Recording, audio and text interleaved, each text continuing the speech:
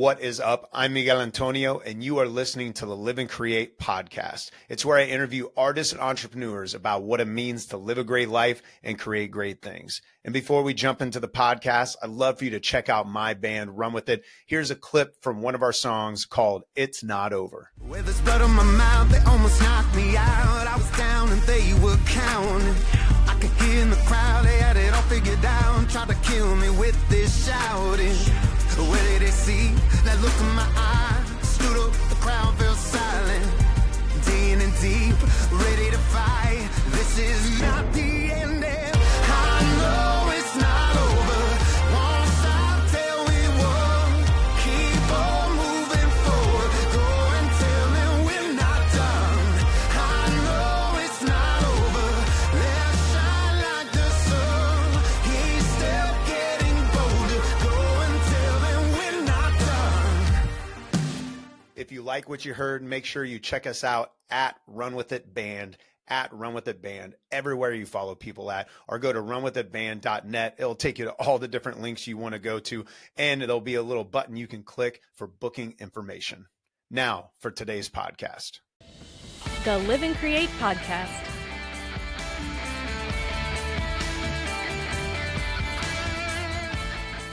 Lines or something. And so they're trying to repair it. And so it kept just, I guess, going, I don't know. But we're here, man. We made it. Yeah, I mean, fine. Yes, I'm excited. We went through a lot to get here, and I like it. Yeah, it's going to be awesome. Best podcast in the world is about to happen because the world was trying to stop it, and we're not going to let it stop. How's the week starting for you? Really good. Yeah, I'm currently in Chicago. I just got to see Cowboy Carter. So that was Nice. pretty cool. So Wow. So, okay. So let's talk about that. How was that? really good. It's so weird watching concerts as like a musician, just because it's like the glitz and the glam usually are the things we see through because we know the technical parts of what it takes to get there and Right. how many battles you fight before you actually hit that stage. So I can only imagine on that scale. But then I'm there and it's like I think it's like very rarely do I get to just be like a concert goer where I'm like, yes, I'm like locked into this. Like, yes, I'm like a fan right now. Right. And that kind of happened. Like it just clicked and I was like, this is really cool. And then, but then it also was bittersweet because I'm like, oh, I got so much work to do. Like, I feel you because every time I go to the show, I'm either taking notes of what not to do or I'm like, damn, I got to work. yeah, it's like I think that's why like a lot of times musicians avoid concerts like of that magnitude because we're just like we know that's where we want to be and we're like, how do we just like get there already? But it's process. It takes time. Absolutely.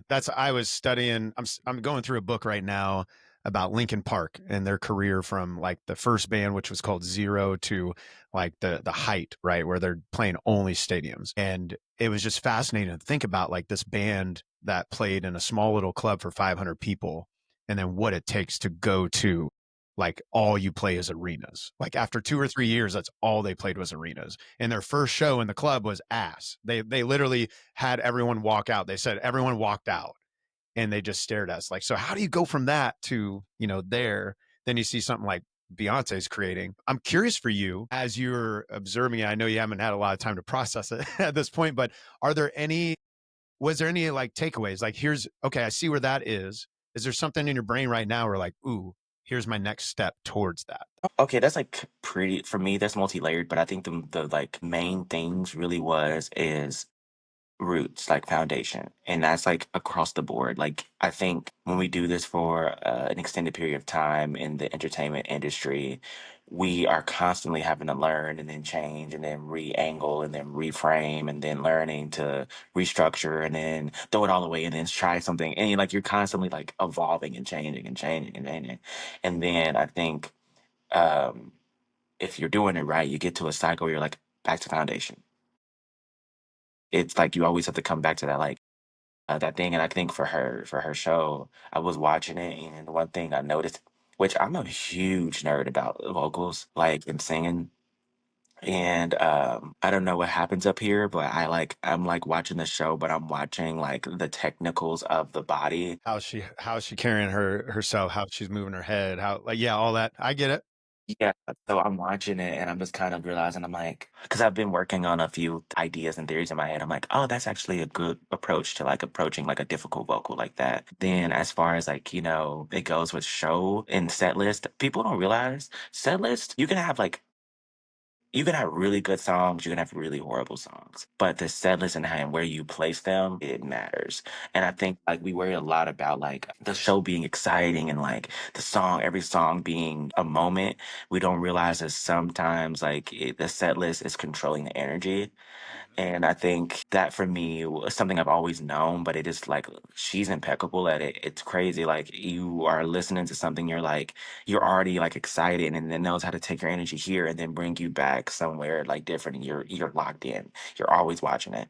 Yeah, and then I think also paying homage to what came before is always important. I think we all want to do something different. We all want to trailblaze, which is great, but you can't really trailblaze unless you know where you're coming from. And I think for me, that's something that I think I've always kind of like that I'm realizing now that I've missed. I'm like a go, go, go, go, go person. And I'm realizing I'm like, in my life, in my eyes, I know what I've experienced. I know my background. I know where I come from. Other people don't know that. Right. And sometimes putting your like roots and your experiences on, in front of people who may have the same ones could kind of really draw like that connection I think we all want outside of this music just as humans. Mhm. So she balanced that really well, being like you get to see a real human and then Was that in her storytelling, like in between songs, or it was how actually did she accomplish that? I'm curious. so it was in the minor nuances, like not even minor, but it was just like the art itself was speaking so well and so like it was so curated to where certain like experiences that are housed in certain communities were shown. And you were like, oh my God, I experienced that. Like that's what the relationship that me and my best friend have from childhood, or that's the relationship me and my grandma got. Like I got or, oh my God, like you're this person who's like, you care about these three things and I care about the same three things. Like right. she did that in the storytelling of like the visuals, the music. She paid homage to like music that wasn't her own, but like artists who were in the world who were creating culturally significant works of art that may not have the same platform, but saying just because you don't have the same platform doesn't mean that you're still not moving the culture forward. Right. Looking at that and then finding a way to like be unapologetic about the history, which I think is really hard to do. Really, really, really hard to do. Yeah, it just made me. I think the storytelling, just through the visuals, through the music, through. I hate to like be so hippy dippy about it, but it's like I think the best artists are the ones who are the most human in Yeah. the most weirdest way. Like what I mean by that, like the experiences that you have in like your everyday life. I think as artists, we kind of want to just be creating art, but we have to live in order to create the art that's needed because otherwise we're just creating what is cool stuff but doesn't carry much weight because we Right. don't know what that means in the context of like the human relationship and the human diet, the human experience and dynamic. And I Sure. think she's found a way to master that, which I have no idea how because it's We're on that journey trying to figure that shit out. and I think that's the hardest thing to be like, we want the exciting, exciting, exciting, but then it's like this is life. Everybody's living the same thing, regardless of status. We all are happy, we get sad, we get scared, and all of it. She found a way to be like, we may not have the same experiences, but we experience the same kinds of things in different ways, but similar ways. Yeah. That's amazing. I feel, there's a young woman who opened for Ed Sheeran. I need to go look up her name as an artist. And she sounded really good, but she spent a lot of time like storytelling in between every song.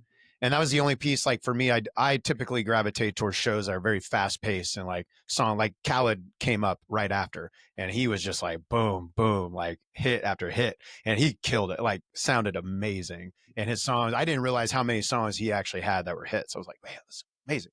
But there was something I've always been thinking about that young woman. I feel bad again. I'm blanking on her name, but I realized, like, I think for her, she recognized this was an opportunity to connect with the people who might be her real fans. Like, she wasn't there to impress people. She was Mhm. there to connect with people. So that's just really stuck out where Khaled already had this level of connection with his audience. Like, there's probably a lot of people there for him, not just Ed Sheeran. Where, yeah, I've looked back on it now where I'm like, damn, that was actually a really good strategy for her to just like, this is me.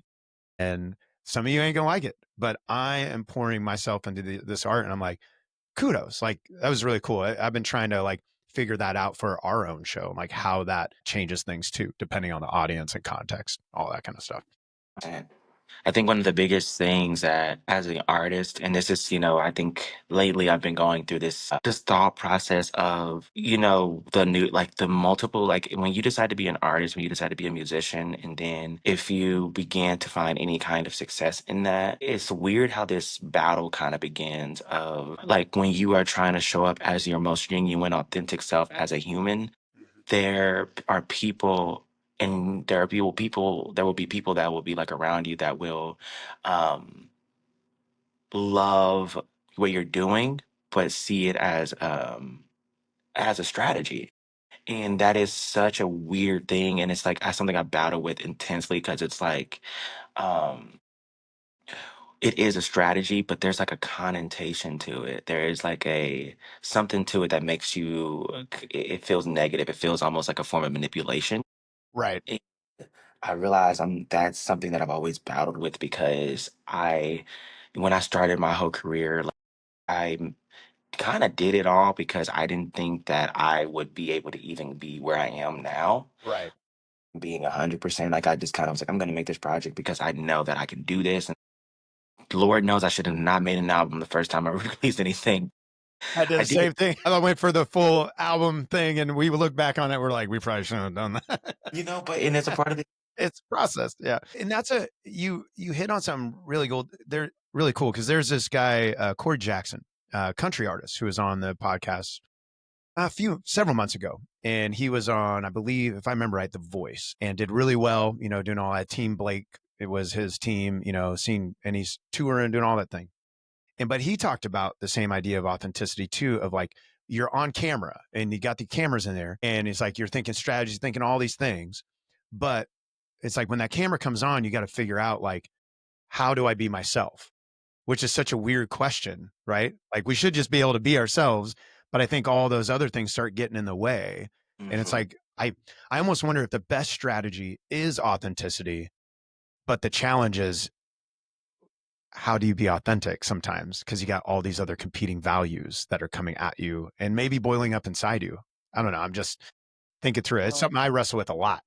One of the things that I think I've been getting to, which has made, and I'm gonna be very honest, performing for me for a while, for the past, like for about a year and a half, was gave me so much anxiety, which is weird for me because I do get like nervous like anyone else, but I love performing. I think I've been doing it for a long, like since I was young, and I just always have loved. I feel like I could be myself in a real way, but then when that battle of authenticity came in, I got so anxious. Like I was like, okay, now I'm worried that what I'm doing maybe there's being the message maybe being sent through an inauthentic way, which I never want.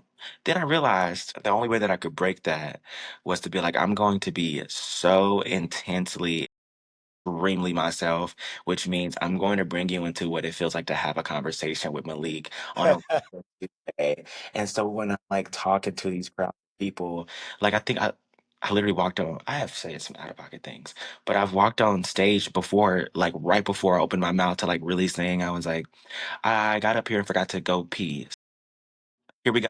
And then it's like, well, launch right into it, and because that's literally something that's like my mind. That's what I would say. Right. And I'm like, I think it also we have our job as a performer is to balance, you kind of heard this, like, you don't want people to know what's going on behind the curtain. Like, Yeah. yes, but I think our job is to balance reminding people that we're a human, but we're a musician and we are passionate and we're good at what we do. So you have to balance that because if you are too good, you get labeled as a robot, like a workhorse. But if you're like too relaxed, it's like you don't care enough. Rare. And I think what I'm kind of at is like I put the work in on the back end and then I'll just show up and just actually like have fun. Like a show is meant to be fun. It's You should not be working out things then. Like I said, you put the work in and now you're here. This is Yeah, where we're at. Let's go. exactly. Yeah, it is interesting too, because wrestling through the concept, especially when it comes to social media, of like we've talked to other people too about the same concept. Daniel Cole, our drummer, he's kind of like our social media guy for the band. And we've sat down with meetings with other artists about social media. And we talk about the balance. And maybe it's just the tension of like authenticity versus like open book. And it's like some people go for the open book mentality, which is fine, like if you want to do it, where we had to come to a place where like anything we share needs to be authentic, but it doesn't mean we need to share all the things. And because the further we went, we realized, like, even my boys, I have 4 boys. Like, I realized one of my sons came to me and said, "Hey, I would prefer you not to talk about XYZ publicly." So that was when the first times I was like, I thought I was just being authentic, but it also involves all these other people. So it's like, but, but at the same time, you don't want to hide from your audience per se, because I think it is those authentic moments that connect with people. And so, yeah, I'm curious for you then, like when you look at authenticity, open book, like what does that look like for you? Is there attention there for you? There has been. It is right now currently lifting off of me. So I think for the longest time, there's a lot of things that I don't address uh, because for the very reason that I don't want it to be as though I'm addressing it through an inauthentic lens. I want it to come natural, and I think the only way for me to actually get to a place again is introducing you to, like, I have to remind myself, speak how you speak to your friends and family, to the people who don't know they want to love you yet. And so one of the biggest things is that which is kind of, my parents kind of hated it for the longest time, but like I am I mess up, I'm gonna figure it out, and I am okay with messing up, and I'm kind of unapologetic about it. Like my parent, like I very much grew up being like the hippy dippy like surfer kid that was like, oh, okay, well now I know next time, And they're all like, I'm like, hey, and then I do it like, and then next time I do it, I'm like, oh, and they're like, oh, nice. I'm like, cool. Um,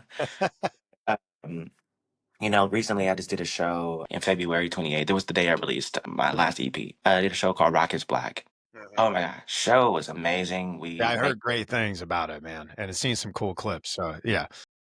So that show was beautiful. I did it. I had to learn during an entire process, trust my own intuition, trust my own intention, which is my like guiding factor, because I could mess up all day, but at the end, I can't control I can control that. Like I can just do my best to avoid some things, but if I know what my intentions were and I know why I'm doing something, then I kind of feel like, okay, I'm not going to be so hard on myself about it. And right. I have to be authentic means to admit when you do make mistakes. And I think in that show, so many things went right, but I also did make some mistakes and I learned a lot from it. And I think it helped me hone my message a lot more, because with Rock is Black, I think that was such, honestly, a scary thing to do for because it was the most authentic version of myself that I have done thus far in my career, where it was a combination of like the Malik that released Waves, and then went to college, got thrown into like the Kansas rock scene, and just meeting all these awesome musicians, and then came out this weird mix of rock R&B, and then I have this eclectic collection of friends, and then my family with this insane history to Kansas City. And then we're in the JLB when they asked me like, what do you want to name the show? And I said Rock is Black after long thought. They gave me like 2 weeks. The reason why I chose that, because people kind of thought I was making like some big like statement of like Rock is Black, which it was like, y'all, this was more for me than anything. Like I can't stress that enough. Like Rock is Black was not and it was, I think the universe is crazy because it aligned it to where the stuff politically happened. Carter had just been in the height of the controversy, Yep. and it was just like a lot of accessibility for Black people in certain spaces. And that's actually my story. It's me feeling like didn't have access to things. And again, my personality is like, if you don't give me this damn key, I'm going in there now. Like, I'm gonna bust the door down. Let's like go. busting the door down is crazy. I'm just gonna get the keys and get in there.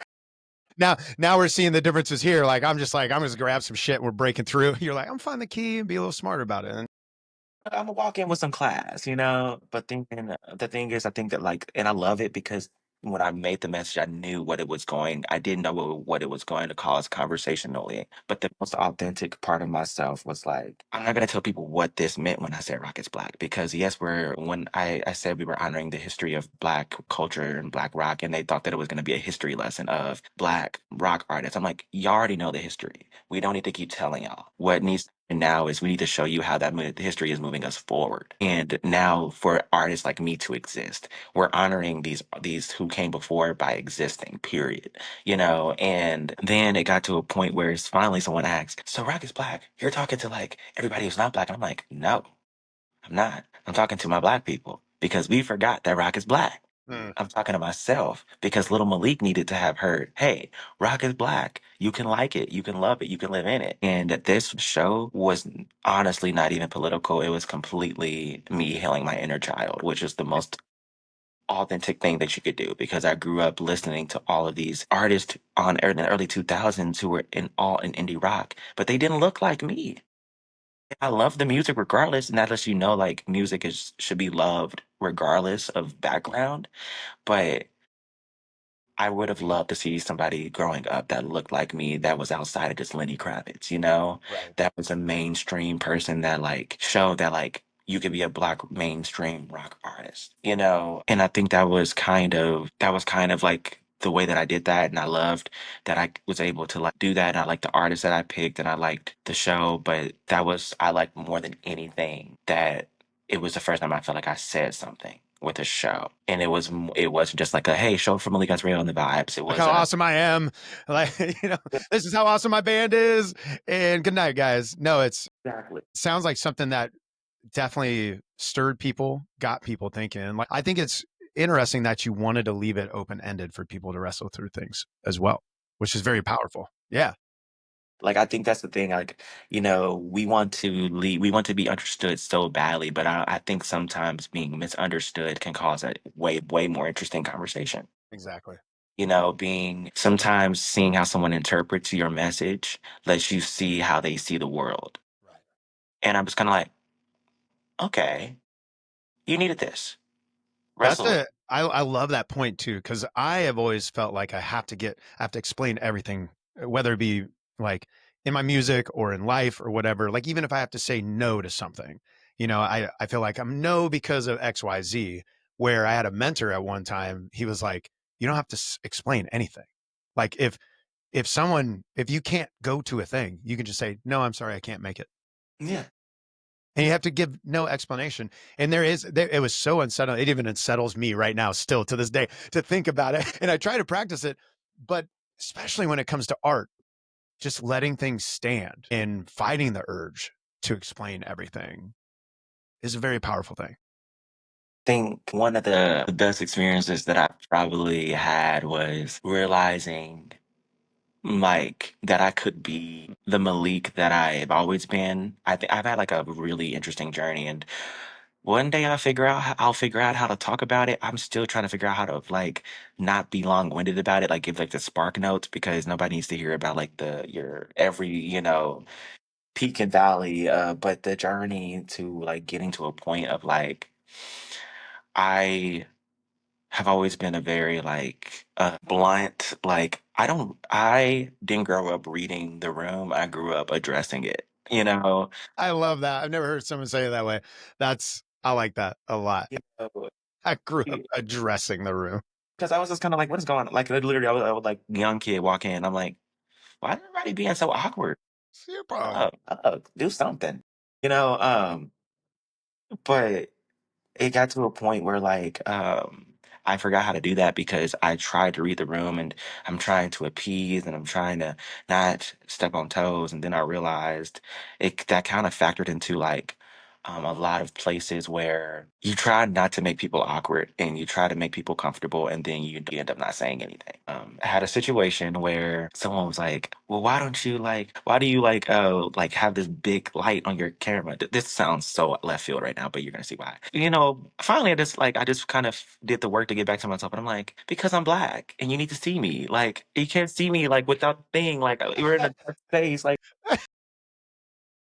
it was just like one of those moments where it was like being able to like openly have fun and just address things the way that I used to, because sometimes, I don't know, getting comfortable with yourself again, and it brings back the authenticity of like, say it the way that you're going to say it, and because there's going to be people that are offended by you just smiling, Yep. and don't be kind, don't be rude or anything, but like just be 100%. And I think that's what I needed to do to get back to be able to create the authentic music that I have now and to stand behind my story. I feel like I'm like low key dragging this out. No, this is great though. Like I feel like these are things that I constantly process personally because I've discovered as well. It's like when you, for lack of a better term, pull the punches in a sense, or like you just read the room and you kind of quietly step out.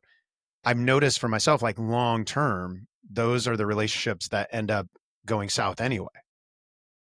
And it's like, so we did all this. We betrayed myself. I betrayed this confidence, but to what avail? Like it still didn't. So you might as well have taken the risk to say the thing, or and then there's a whole other conversation. How do you say the thing productive? How do you say it? Because I've definitely done I was so people pleaser. Then I went completely the other way, where there's a 2-year section of my life. I swear to God, everyone who knows me from that era probably thinks I'm the biggest asshole in the world. But it's like I had to overcorrect for a season and then try to figure out then, like, okay. But and it's weird because I don't even necessarily regret it per se. I regret the pain that it may have caused people. I definitely do.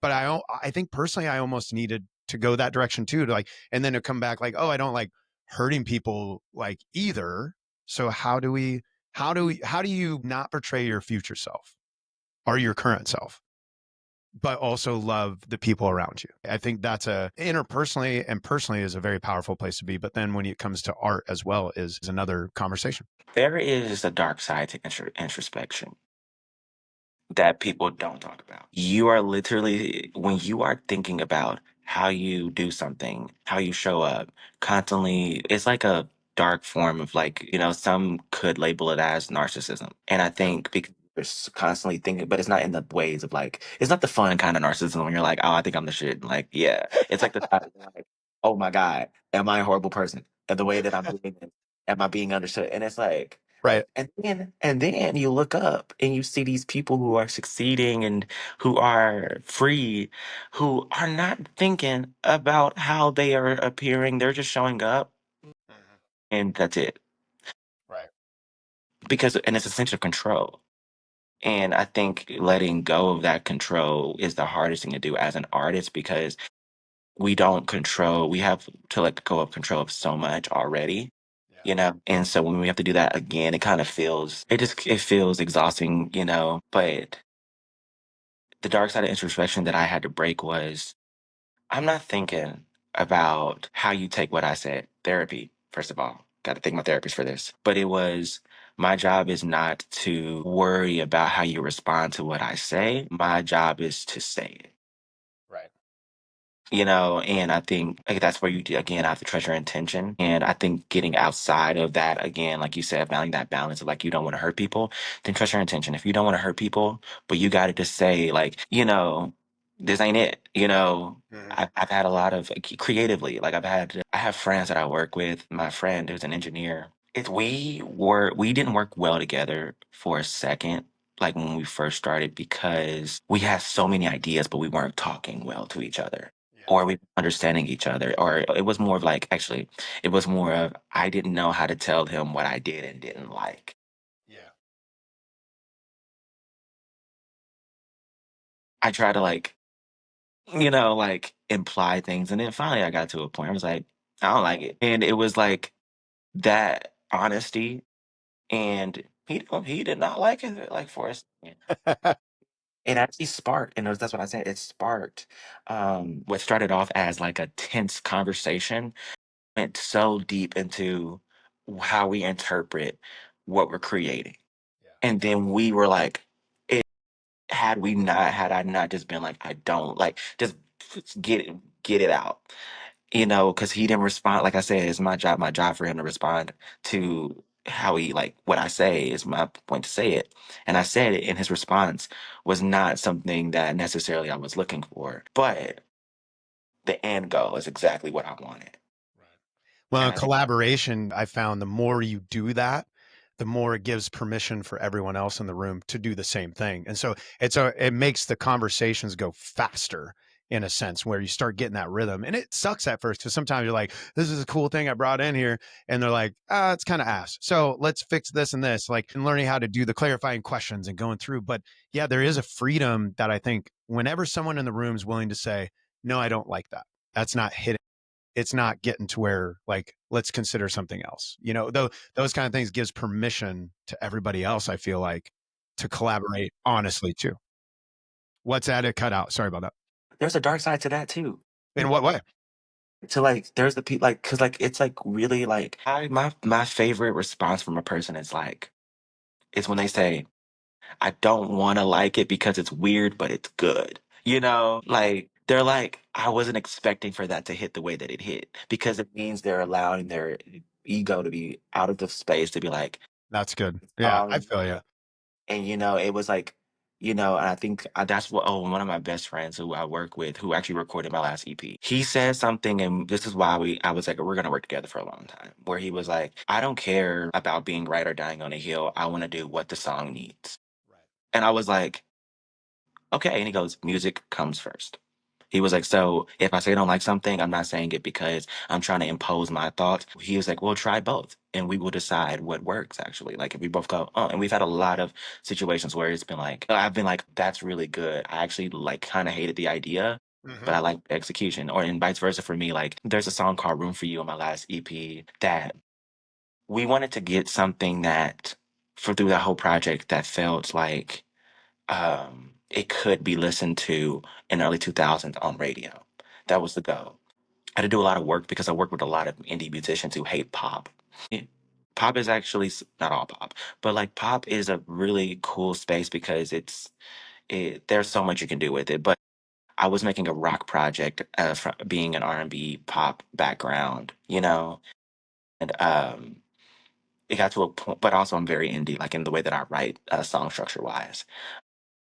And with Room for You, there was when I tell you there was the biggest argument in the studio between it was like probably the one where me and my engineer were like he was so adamant. He's like, I disagree with this decision.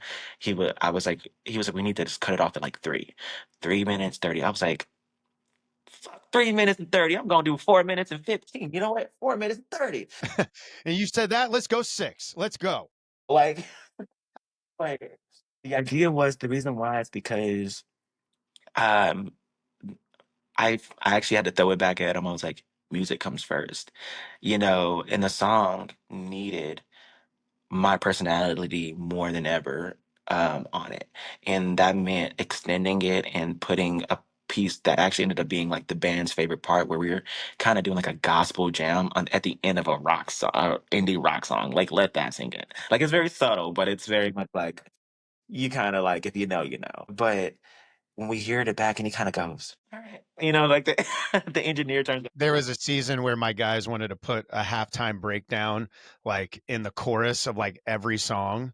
And I was like, guys, we're not allowed to do that for a while. We're just going to stop doing that because I'm tired of it. And then we pitch a bunch of songs that we're in the studio with our producer in Nashville for our last two. And the producer turns around and he goes, and I think they all had a conversation without me. Mhm. I think right here we need to put this halftime breakdown. And I look at all the guys and they're all like, and I was like, all right, we can try it. And then we did it. And it was that same thing where I was like, fuck yeah, that it needed the halftime. That feels okay. It feels good. It is fun to get to those moments where, but I do think when it comes to collaboration, that's why I think some people struggle at it. But then when you find the way to collaborate, it becomes so powerful when you get the right collaborators in the room. And like you said, you're getting your ego out, you're getting all these things out, and you learn these interpersonal skills that are necessary to make it happen. That's when you start creating something bigger than any one person. And like I write a lot on my own, but I've been finding like the songs we write with the band together collectively is like I celebrate those songs almost like I never had anything to do with them because it's like it is this whole other entity that I would have never got to without the other four guys in the room. And I think when it comes to collaboration, that's where you got to strive to get in a way. think like um, especially with collaboration, and oh, this is something that I definitely need to say because I haven't even voiced this like at all. This last project I put out, uh, so crazy. Put releasing music as an artist, sometimes don't know some of the music you work on is from years ago, and it's not a direct reflection of like your current state of life or mentality.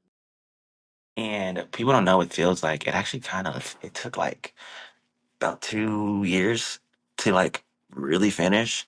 And I started because I started, wait, how old am I? I'm 25 now. So it took 3 years technically to finish because literally wrote the first song when I was 22. And it was a ballad that my bandmate at the time said, "Didn't you say you've been wanting to do rock? This is rock." And immediately that song was like, it just clicked. And I was like, okay, but I never the story that I was telling was about this young, early 20-year-old going through some of the most intense changes. Coming from a very like sheltered black background. I said black background. A very Background, black background. It all checks out. and just kind of going to college and being experienced to like this new genre, and there was so many points in my life that was going interestingly, and I think I took feels like this EP and I said, okay, I'm gonna give these toxic early parts of the 20s its moment. And so someone goes, "You're not 22 anymore." And I'm like, "Yeah, I wrote this song forever ago, but I'm still gonna put it out because it's the way for me to like give something to that person who's going through it right now, but also to put my stuff to bed." So like I just saw something oddly with the Jonas Brothers where someone of them are talking about it. If you create well, your songs get to a point where they don't become your own, they become the people, your patrons, the people who are like Mm, listening, it's theirs now. So yeah. you can completely not connect with the song, but you're going to perform it and people are going to want you to because for them, it's a different, their experiences are different. And there may be times where you connect with it and there may be days where you connect with it more than others. But for other people, like, when they start, like for example, when I went to Cowboy Carter or Renaissance, when I first went to Renaissance, when she came out and she performed my songs, like that, they're not hers, they're mine. And you have experiences with those songs in a whole other context that Whole means something different. to you. That I took my wife to see Ed Sheeran at Arrowhead over here, and he's Sure. I didn't want to. You were there, dude. That show was wow. My like almost the majority of my band was there as well. They ended up. I was able to get some tickets, or they got. I can't remember how it happened, but we were all there, and he was someone I didn't want to like because I did have my era of not liking pop music. I would stick my nose up at anything pop, which I'm way over now. I'm completely over it. But he was one of the breakthrough. What's that? I said it's the rock indie world. Yeah, the indie world, everyone was like, "Oh man!"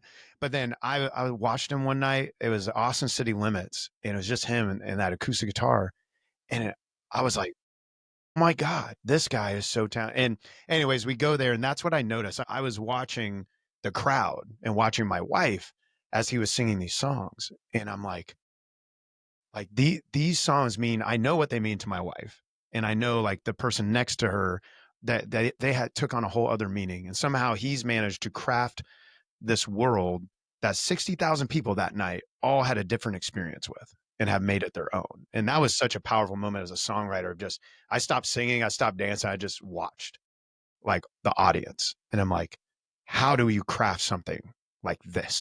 I think what I ran into, something that okay, this actually really surprised me. It's always, you know what? All artists say this. It's always the song that you don't like that people like. Like, That's true. and no, it's like I used to watch interviews with these artists. I'm like, nah, that can't be true. You knew they were gonna like it, and then I'm literally experiencing it, and I'm like, and Like, you really like that? Because I almost cut it. We have one on our EP that I actually in the studio almost cut. The rest of the band was like, you can't cut it. And I was like, fine, we'll record it, but it sucks. that was for me. That was actually the leading single for this EP. It was, it was I love it. it was Crisis. So Crisis, I usually think that like as just a songwriter, sometimes as a person, I am like this gray cloud. I feel like what I talk about is just typically not happy. And that used to scare me because I'm like, yo, you good? I'm like, I'm good, but this is just like, I gotta talk about this, you know? And I wrote Crisis though. And I went through something really weird where I changed what I did because I was a young artist growing up and growing and still am, you know, into the artist that I'm wanting to be and am becoming. And a part of that means that I realized, well, like I said, I've always been me, is that I'm not scared of I'm not scared of risk in my art. I'm not scared to experience and go new places. I don't care about boxes, and that's where we're getting to in this world now, where people don't care about genres. But Yeah, in fact, now luckily, I feel like the more you mix things, the more prominent it becomes. But I cut your flow off, but yeah, it's a exciting no, thing to see. that's very true. But what I with Crisis is something that song. It meant a lot to me because it was like the sum of my entire experiences as from my own perspective. I am a young black man who went to a predominantly white school, private school, um, cr- Christian private school. I was just gonna ask, like, if you added Christian to that, it'd be like the ultimate like white experience in that regard. I could only imagine. I could only imagine. You know, then it also queer, also like what is it? Like honestly, I'm like there's a lot of stuff that I'm experiencing as a musician that um is sometimes new, Mhm. but not for others, Mhm. which I do love, you know, but in my heart, I hate to say this because I don't want it to come across weird, but um I am just a songwriter who happened to make it outside of the writing session. Like you know, there's some stages and festivals that I'm learning about that have been cultures through Kansas City. Awesome. And I think that's my experience. And it took me a lot this project to not be ashamed of it. Is the way that I grew up has kind of taught me to I'm fully aware of my background, who I am. I've always been me. To know me is to know that I'm aware of me. What I like though is not what you would expect. And I think that made me What you like in the sense of art or in life or all of it? Okay, I just want to clarify. you know, I think it made me realize I used to be so weird about it. You know, I think most people in my position would, and actually, let me be way more specific. People thought that I was very unaware that I was a black man with a black family from a black background. People in the school thought that. No, like, they ain't worried about me. Yeah, I see. So it's a whole other thing. Yeah, explain more. Explain more. Oh, yeah, this is something I have I've not touched on because it's like actually a really scary subject for me. But when I made this rock project, there was when I perform, you know, I have a white backing band, three white guys, and me as a black lead singer. You flipped the script in the rock world, man. I did, but no. And I wish I could say I think that way, but really, actually, what happened was, I'm all I'm a we live. Look, show me state. All right. One of the biggest thing is that I want to hear the music, the talent. That's it. And when we all met in like a storybook way. Most musicians meet bands as they do shows. We met in college while I was finishing my first album. And these guys were just really talented and they were my friends. And I knew, and like, I was like, wait a minute, let's do a band together. And it was not because there was this, oh, I don't know what people think. Like, I'm just like, oh, three white guys, let's be in a band together. Like, no, it was like, you're a talented musician and I respect what you do and you get me, you know, and that's what matters. So when my first project was kind of a mixed plate, literally think of it like a charcuterie board, honestly, because I had the R&B, I had the jazz, I had the rock, and but it was all layered. It was all like gravy was dumped over it, all of it. It was, Bring it all together. and the gravy was my R&B vocals. So the music could be 100% jazz, 100% rock, or whatever it was, country. Like, and I'm hitting so many different things. And I was so young. I was just doing everything I was inspired by, which is my background. And when I released the first single, 22, there was so much weirdness. And one thing about me, you're like, Malik, you probably shouldn't press that red button because most people don't do that.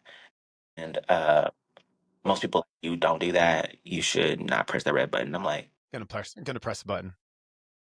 and so it was like one of those things when 22 came out, like, and when I say like it was coming from like my friends, my family, like my community, like they were like, rock, like, why are you making this rock song? Like, you're not white, right? And I'm like, and now I know a little bit of history, and I'm like, You guys realize,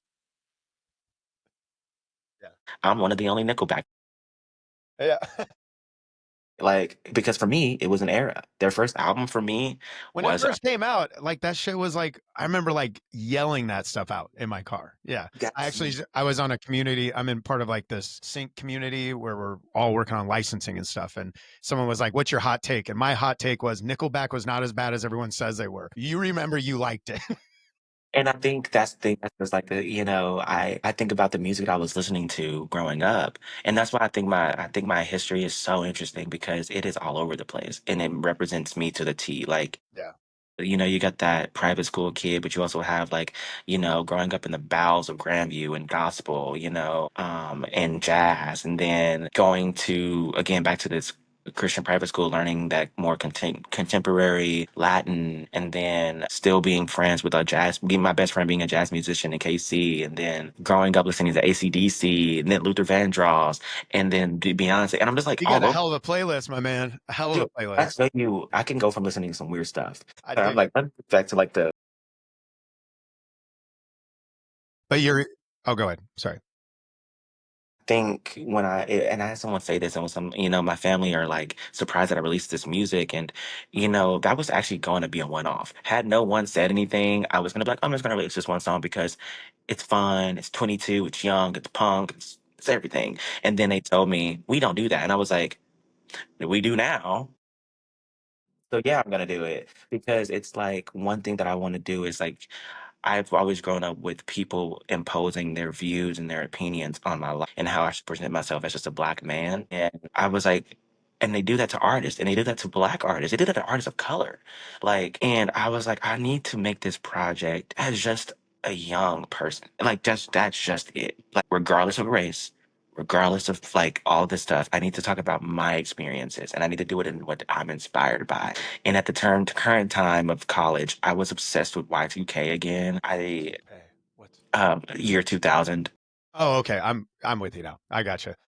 And I was just like, I love the style. I don't know why. It just, I gravitated Dude, it's towards. great shit. Like, and that's when I listen to your music, I was like, I hear thousands R&B and 2000s rock like melded in. So that's why it's been fascinating listening to you tell your story because I was like, it's literally like someone took 2000 R&B and 2000 rock with modern production, with like production from today mixed in.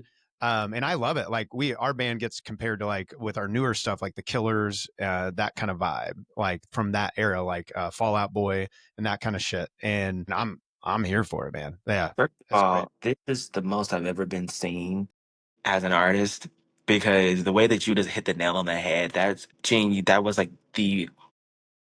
me putting my entire like experience and dream and era that I was in into that. So like the fact that you picked that up, I was like, You did it thank you. well. Like I was like, I hear in it. In fact, Run With It.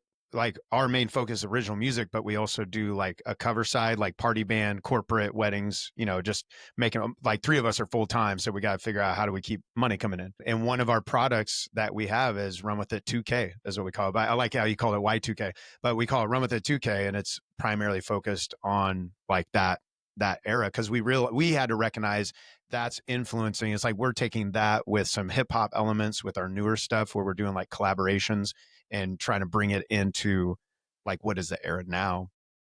What's interesting with all of this, like hearing your story, like the Rock is Black really intrigued me when I heard about that.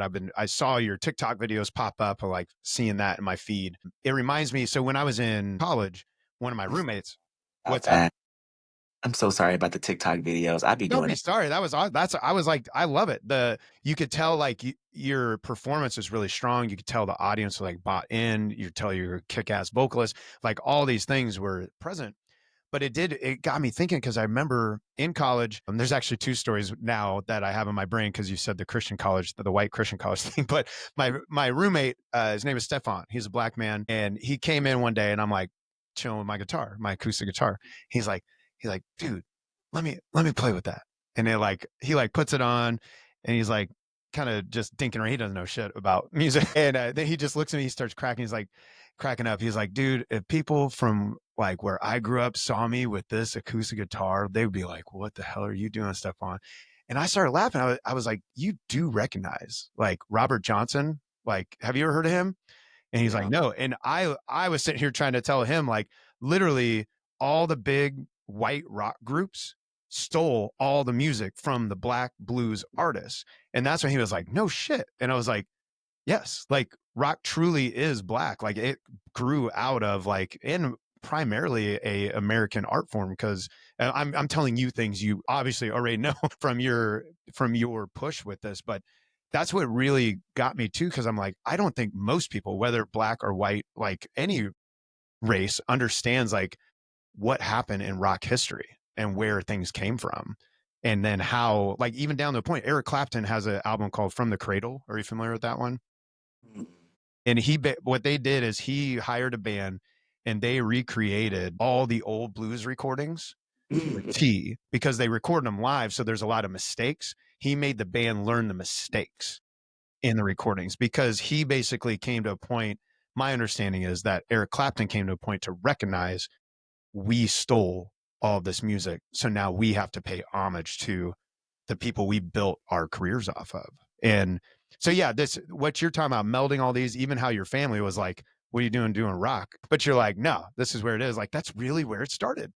Which may I add is absurd because they were the ones listening to rock. They were like, "Where rock from?" I'm like, I'm looking at my dad. I'm like, dude, literally, you put me on AC/DC. You put me on. My God, and I wish I knew. Like, I can remember so many names, but I just remember like back when Guitar Hero had come out. I think my dad kind of got like a blast from the past, Mhm. and he was like, he just like that because all the soundtrack on the first like Guitar Hero was the stuff he grew up listening to that, but he couldn't admit that he was listening to. Right. He's like, you know all the words, but Yeah. No, and he's blasting it in our car on my way to like school and like stuff, and I'm just like, and I remember just like soaking it in.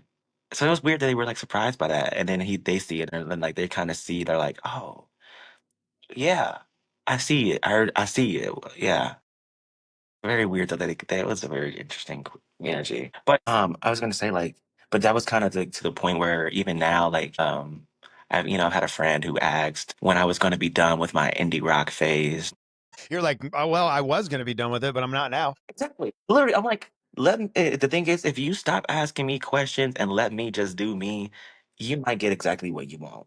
But don't, I'm never like, and I think that's kind of why I battle with like doing this, because like your job is to give people what they want. But I'm like, I don't want to do that. Like, I want to give you what you need, like this is what I think when he said that, it was kind of one of these things where he was like, I want you to be like, I'm ready for like the real rock, the real black rock. It's like, I want you to put on a leather jacket and like be chugging a guitar. And I'm like, there are so many kinds of rock. And every single time that somebody thinks of a black artist in rock, you think we need to be the more than edgy, that we need to be more than that. And I'm like, not necessarily. Like, I think our jobs, honestly, as black artists sometimes is just to exist because we now can afford to.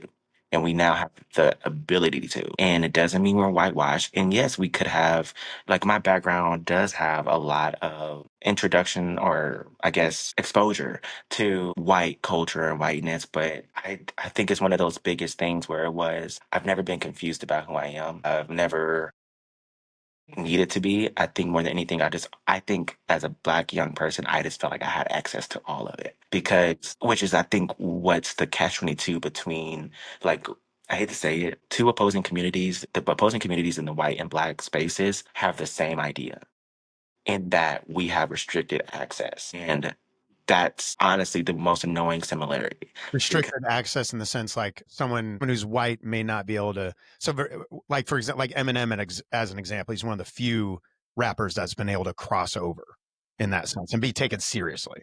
So currently, right now, Beyonce, um, damn, Cowboy Carter really is like a reoccurring thing about this, but country artists and country predominantly white space right now, or has been now, um, they could not see her as this because she was a pop R&B girly. That's all she could ever be because she's black, and that's all she could ever be. But then Taylor Swift can start in country and come to pop and move around in hip hop and then go back to country and then go to folk because in her experiences she's always had access and she operates as I such. see.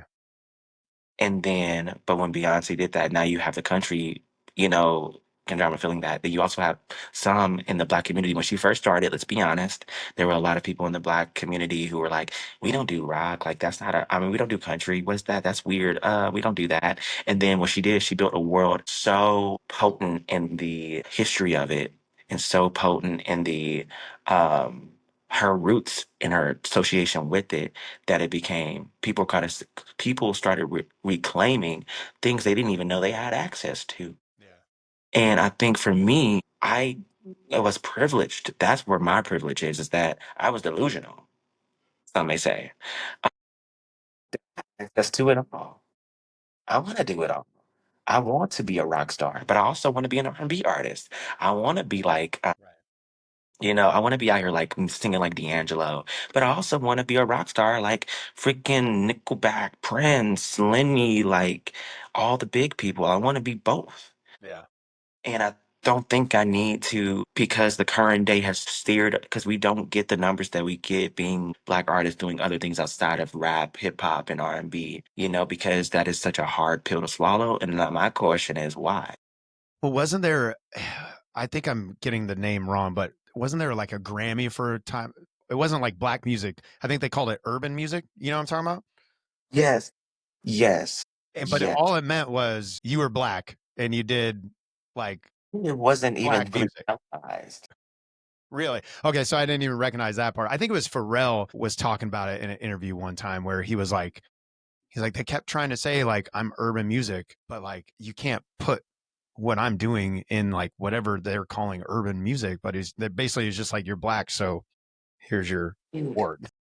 The catch to that though is like, and I think that's what's so crazy because sometimes our community has become so not comfortable, but so normalized in our only experience just being labeled as urban. When as Black artists, we do not create to cater to that. It is as though we are erasing our culture. But I think expanding our view and being like, wait a minute, our culture is beyond this urban label that they put on us. Mhm. Our culture runs deeper into stuff that they are marketing as mainstream and as other things. Yeah. And for myself, like in this project, my overarching goal was like I wanted to not be afraid and I wanted to kind of prove that like I don't know how long I'm gonna be in this industry if I'm being so honest. Like I want to do it for the rest of my life. And that's the goal. But I don't know what's in store, but I do know that when I look back over my career, would preferably like to know that I addressed all of my fears, that I stayed true to like my intention, and that I don't know that overall I always like valued like my experiences and my message and the well-being of myself and the listener. So it's kind of like that as me doing that as a black artist is something that my worry should not be about. Are they going to like me if I go into this genre? Mine should be how can I execute going into this genre? That's what it should be about, not a fear of accepted. Like that's wild work because artists are I think artists are constantly changing all the time. And so it sucks that like it feels like I can't do that too. Mhm. That's our journey. We're supposed to change. We're supposed to show our how our ears change over time because we're not listening to the same stuff we were listening to when we were four, Right. when it was like the doodle bops and stuff. Now we're listening to different things. Like, and I think Well, hey, absolutely. And I think that that becomes the danger that can happen, I think, for artists, for people who are working towards the spotlight of anything to get trapped by this idea of who you are. It's people who are listening to the podcast probably going to get annoyed because I keep referencing it now, but I'm studying a book on Linkin Park and their kind of rise. I may have even mentioned it earlier in this podcast at some point, but that's what's fascinating is they have so many interviews of them talking about that, and then behind the scenes pieces of them recognizing, one, they were never accepted in any genre because they had all the genres. So everybody, they were too rap for rock people, too rock for rap people, all these, they always wrestled with it. Then people thought they were new metal and they're like, no, we're not, blah, blah. But then they created these massive hits. And then when they wanted to change, it bothered a bunch of people as well. But they knew they actually specifically, there's a conversation where they outlined it, where they were sitting around a table. They had hired Rick Rubin to come in and help them go to this next level of their career. And they decidedly said, if it sounds like Linkin Park, we're not doing it. And it wasn't like, they still sold records. It wasn't it wasn't their biggest thing, but like there's something powerful, I think, for an artist to say that, especially at the height of it, because you can get trapped sometimes by success or those accolades. And the reality is we should be growing. And that was the other piece, that they were like, yeah, we started as 20 somethings who were pissed off at the world. And now we want to talk about politics. Now, like, we've grown. Now we want to talk about like just our collective consciousness, like dealing with the way the world is right now. It's like we weren't thinking that at 20, but now we're 30s and we want to talk about that. Fuck it, we're gonna do it. I think that's like the biggest thing is with your experience of being in like a space where you were like, I want to be able to continue to get the kind of success and attention that I'm getting now because it helps me grow my overall brand. And so that is the trap, and I get it. And I think, but that doesn't create a sustainable brand. And that's what I just now. Yep, I'm it's just nail like, right there. That painful reality, right? yeah, it's like, the formula is that a formula, but it's not a soul. And I think with the create, like where I've finally gotten to where it's like, that's why I feel like we should be able to create freely because that you want people to fall in love with how you create, not just what you create, if that makes sense. Like it's more because that's what matters. Like, when we look at so many artists like we've who have solidified like longevity in this industry, they fell in love with you fall in love with like their process, their history, how they create, and then the product. So that's like I think the biggest journey as an artist that we have to kind of go on is figuring out, will people love how I create? How can I continue to cherish that? But who's going to follow me? And that's kind of the scary thing. Every time you create a new project, you're essentially risking that you may be going to a place that people may not follow. Right. Does that matter to you? You know, And are you willing? Yeah. Do you love it enough that even if the world doesn't accept it, you feel peace with that? But then when you also add in commerce to it, it's the struggle happens, trying to make a living off that too. And man, but I agree with you. I think it's something we've been talking about in the band where I was like, I don't think any one song is as important as our overall, like, for lack of a better term, because I think brand almost minimizes what I'm trying to say, but it's the easiest word to say there.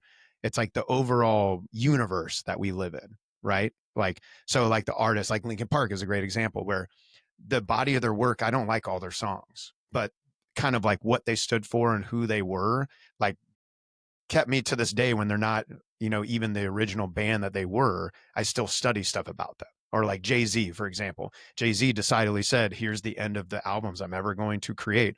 But I still go back to that whole catalog because there's something about his ethos. Maybe it's the ethos. Like, are you painting this world, this putting out your full ethos out there that people find themselves in, even if they don't like this particular song or that particular song? They're like, I'm here because I want you to take me on a journey. and I think that's kind of where I'm at now is I realize that you mind if I walk around? No, it's fine. I realize now that my journey as an artist is that in my, I guess, strength is that I do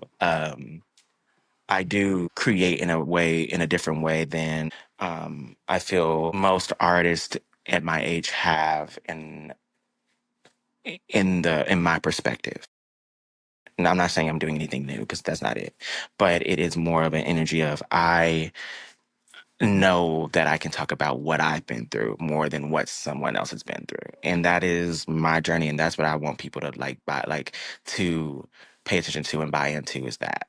Yeah. I think now I'm prioritizing that as my goal, That's awesome. and I'm not interested in telling any other story than that. And I'm happy that like I've kind of stayed true to that.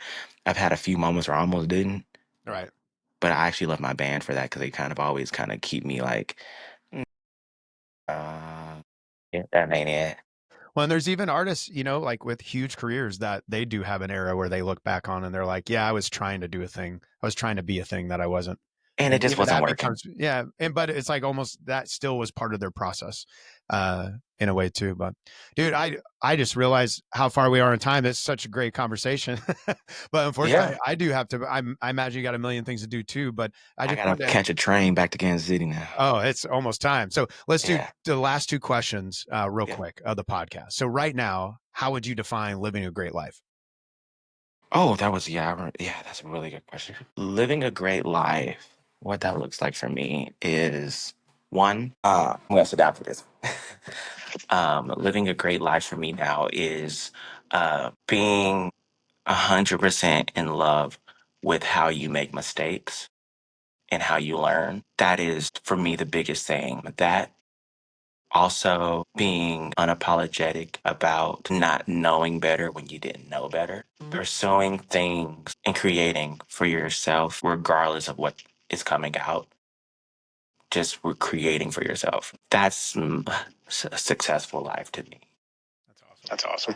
I, for some reason, there's like a quick echo. Oh, it ended there when I started talking on. I love that too. Especially the mistakes part that's been sticking out to me because I'm learning now later in my life, I'm learning Spanish and trying to like connect more with my own heritage. And that's what I recognize. Like the reason people struggle sometimes learning languages when you're older is not that you can't, is that you're afraid. Most people are afraid of looking stupid. And it's like the only way you learn, like a language, an art, a business, whatever it is being like putting yourself out there and being like, I said this. No, it's like this. Oh, okay. So I tweak and I grow and I got to risk those things and that failure builds us up. That's huge. Scary. Yeah, but it's vital. Well, last question right now. How would you define creating great things? Define creating great things. When it causes more than one conversation and all of them are valid and important to have. I think we create art that is meant to be interpreted differently from every person and through the lens of their experiences. That is our jobs, is to create that and not being afraid of that. If you are fully understood, if people can understand what you said the first time, then it gets boring. Create something that makes people make it polarizing. Create something that like makes people stand on one side or the other.